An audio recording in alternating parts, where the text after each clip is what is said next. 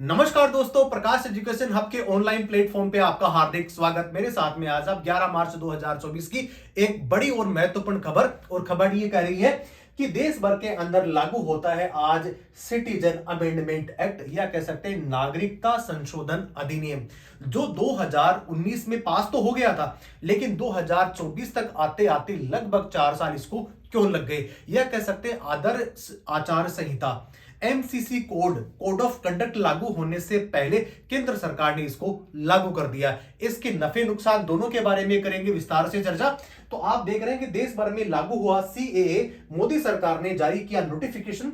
इसके अलावा 3 देशों के ऐसे कौन कौन से धर्मों के जो मतावलंबी है, तो धर्मावलंबी है, वो यहां आकर के रहने लगेंगे, तो उनको नागरिकता सामान्य से नियमों के माध्यम से उसको मिल जाएगी। ऐसे कौन कौन से धर्म है जिसको इसमें करता है शामिल, या ऐसा कौन सा धर्म है जिसको अभी तक नहीं किया गया है इसमें शामिल। तो आप मेरे पीछे देख रहे हैं कि बहुत बड़ी ये खबर, बहुप्रतीक्षित बिल था जिसको केंद्र सरकार ने पूरे भारतवर्ष में आज लागू उसको कर दिया। आप देख रहे हैं कि सीएए पर अब मैं 10 बड़े अपडेट्स आपको बताने वाला हूं कि ऐसे कौन कौन से मतावलंबी धर्मावलंबी हैं जो 31 दिसंबर 2014 से पहले यहां आ गए थे, और उसके बाद में अगर अब वो नागरिकता के लिए आवेदन करते हैं तो एक ऑनलाइन प्लेटफॉर्म के माध्यम से वो आवेदन कर सकते हैं, और उसके बाद में स्वतः ही उनको नागरिकता मिल जाएगी। कैसे मिलेगी नागरिकता, इसके बारे में मैं आपको बताने वाला हूं कि ऑनलाइन प्लेटफॉर्म के माध्यम से आपको नागरिकता मिल जाती है। आपको यह बताना होगा कि आप किस रास्ते से, किस राष्ट्र से आप आए हैं। बांग्लादेश की बात कर सकते हैं, अफगानिस्तान की बात कर सकते हैं, और पाकिस्तान के बारे में भी बात कर सकते हैं। तीनों देशों से जितने भी लोग वहां से आए हैं, या कह सकते हैं वहां पे धार्मिक उत्पीड़न हो रहा था, और अल्पसंख्यक के अधिकारों का वहां पे ज्यादा क्या नहीं हो रहा था, इस्तेमाल, ये कह सकते हैं कि वहां पे उसको तरजीह नहीं दी जा रही थी, और उसकी वजह से वो सारे के सारे लोग वहां से पीड़ित होकर के भारत में आ पहुंचे थे। ऐसे कौन कौन से धर्मावलंबी हैं, तो बात करते हैं हिंदू, जैन, बौद्ध, पारसी, ईसाई, और कौन से लास्ट में आ जाता है अपना सिख धर्म। तो टोटल 6 धर्म हो जाते हैं, और उनके जो धर्मावलंबी हैं वो यहां पे आ रहे हैं। 31 दिसंबर 2014 से पहले जो आ चुके हैं उनको आसानी प्रक्रिया से नागरिकता मिल जाएगी। इसके बाद आने वाले को क्या होगा, इसके लिए भी गजट नोटिफिकेशन जारी किया गया है, और उसमें भी अलग प्रकार के प्रावधान दिए गए हैं। तो आप मेरे पीछे देख रहे हैं, और एक बहुत बड़ा ट्वीट जो है वो हमें जो होम मिनिस्ट्री है उसके द्वारा, स्पोक्स पर्सन के द्वारा दिया गया। Ministry of home affairs MHA will be notifying today the rules under Citizenship Amendment Act 2019. These rules called the Citizen Amendment Rules 2024 will be enabled to person eligible under CAA 2019 apply for grant for Indian Citizen Act 2024, जिसको नाम से इसको जाना जा रहा है। अब बात करते हैं 2016 में इसकी बिल की शुरुआत होती है, लेकिन कह सकते हैं कि केंद्र सरकार जो थी उस समय उसके पास में राज्यसभा में बहुमत नहीं था, उसकी वजह से ये जो बिल था वो वहीं पे ठहर गया था। 2019 के आसपास इसको दोबारा लागू किया गया। उस समय देश भर के अंदर विरोध प्रदर्शन हुए, और उसके बाद में जनवरी 2020 के अंदर माननीय राष्ट्रपति महोदय के माध्यम से इस पे सिग्नेचर हो जाते हैं। उस समय कोरोना काल लग जाता है, और ये इसको नोटिफाई नहीं किया जा सका। उस समय तत्कालीन परिस्थिति ऐसी बनी, और विरोध प्रदर्शन हो रहे थे, और सरकार ने भी संयम बना करके रखा। और आज वो दिन, या कह सकते हैं कि अब चुनाव नोटिफिकेशन, आदर्श आचार संहिता लगने वाली है, उससे पहले केंद्र सरकार ने एक मास्टर स्ट्रोक लगाते हुए इस प्रकार का एक बड़ी अधिसूचना जारी की है। आप देख रहे हैं पोर्टल पर कराना होगा रजिस्ट्रेशन, और इसके अंदर जितने भी जो धर्मावलंबी हैं उनको क्या क्या चीजें उनको करनी पड़ेंगी। आप देख रहे हैं बांग्लादेश, पाकिस्तान और अफगानिस्तान में रह रहे अल्पसंख्यकों को गृह मंत्रालय की ओर से लागू सीए के पोर्टल पे अपना रजिस्ट्रेशन कराना होगा। इसके बाद जांच पड़ताल होगी, या कहीं वेरिफिकेशन होते उन्हें कानून के तहत नागरिकता दे दी जाएगी। नीचे देख रहे हैं 3 जो मुस्लिम बहुल जो देश है, आने वाले 6 अल्पसंख्यक, जिसमें मैंने आपका जो जिक्र किया था, हिंदू, ईसाई, सिख, जैन, बौद्ध और पारसी जैसे धर्म वाले जो लोग हैं वो वहां पे आ सकेंगे।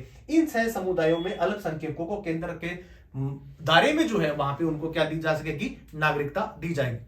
अब बात करते हैं, प्रश्न ये उठता है कि मुस्लिम धर्म इसके अंदर क्यों शामिल नहीं है।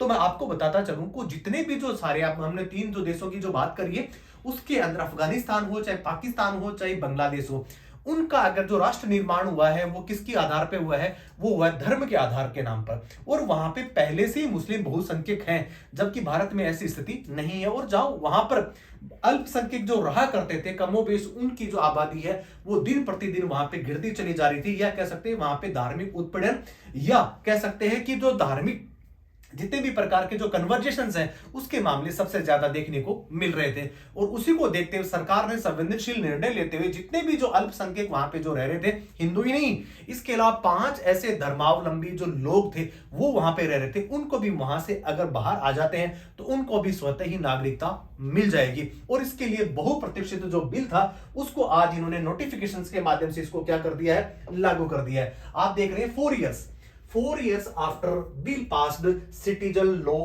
CA becomes reality। 4 साल पहले बिल पास हो गया था, लेकिन 4 साल तक सरकार इस संयम के साथ में काम कर रही थी कि उचित मौका आने पे, या कह सकते हैं कि नफा नुकसान जो राजनीतिक पार्टियां अपने आप में देखती हैं जब चुनाव आते हैं तो इस प्रकार की चीजें वो लेकर के आती हैं।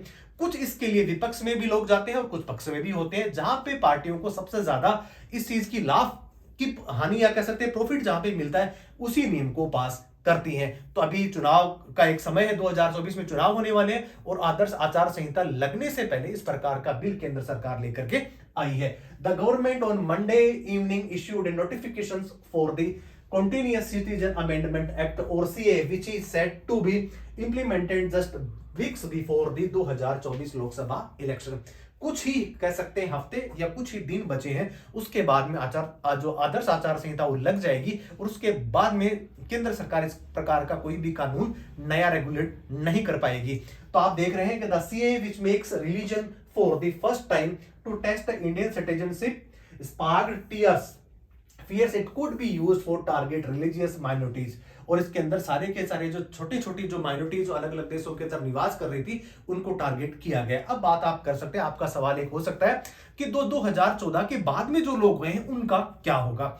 इसके लिए भी जो गाइडलाइंस केंद्र सरकार ने जो लागू करी हैं वो 1-2 दिन के अंदर आ जाएगी। उसके बाद भी ये पता लग जाएगा कि 2014 के बाद जो लोग आए हैं उनके लिए भी किस प्रकार की नागरिकता का प्रावधान रखा गया है। डरने की जरूरत किसको नहीं है, मुस्लिम जो लोग हैं उनको भी डरने की जरूरत इसलिए नहीं है क्योंकि इस प्रकार का ये बताया गया है कि 2000 पहले से जो लोग भारत के अंदर जो निवास कर रहे हैं वो तो ऑलरेडी पहले से नागरिक ही हैं, तो डरने की जरूरत इसलिए नहीं है। और इसके अलावा जो मुस्लिम समुदाय के लोग विदेश से भारत में आकर के रहना चाह रहे हैं उनके लिए जो 6 साल का जो मिनिमम जो क्राइटेरिया वो ना होकर के और 11 साल का एक सामान्य प्रक्रिया के माध्यम से कोई दूसरे देश का नागरिक भारत के अंदर नागरिकता लेना चाहता है तो वो भी ले सकता है सामान्य तरीके से। तो इसमें किसी भी धर्म को डरने की आवश्यकता तो नहीं है। और जितनी भी प्रकार की जो भ्रामक चीजें हैं उनके द्वारा ये कह सकते हैं जो अफवाहें फैलाई जा रही है उस पे भी इस प्रकार का गवर्नमेंट ने संज्ञान लिया है कि इस प्रकार की अफवाहें ना फैलाएं और सारी की सारी चीजें हम आपको क्लियर करके दे रहे हैं। बात सिर्फ इतनी है कि हमारे जो लोग या जो अल्पसंख्यक जो लोग जो अलग अलग कंट्रीज के अंदर वहां पे माइनॉरिटीज के तौर पे रह रहे हैं उनका धार्मिक उत्पीड़न हो रहा है और वहां से लोग जो है अपना धर्म परिवर्तन भी जो बहुत जनसंख्या वाले जो धर्म है वो ऐसा करवाते हुए इस प्रकार के जो आरोप देखने को मिलते हैं उनसे भी निजात पाने के लिए इस प्रकार का बिल सरकार लेकर के आई है। इसके अलावा बहुत सारी ऐसी जो खबरें हैं 1-2 दिन के बाद में जैसी नोटिफिकेशन जारी हो जाएगा तो इसके बाद में विस्तृत सूचना है वो भी आप लोगों को इसके माध्यम से मिल जाएगी। तो आज के लिए बस इतना ही। और आप सब लोगों के लिए कह सकते हैं हम सब लोगों के लिए एक बड़ा 11 मार्च को एक बहुत बड़ा बिल जो है वो काफी दिनों से लंबित था, ये कह सकते हैं उसको लागू किया जाने वाला था और आज शाम को देश भर के अंदर ये बिल लागू हो गया है। तो बने रहिए प्रकाश एजुकेशन हब के साथ में। जय हिंद, जय भारत।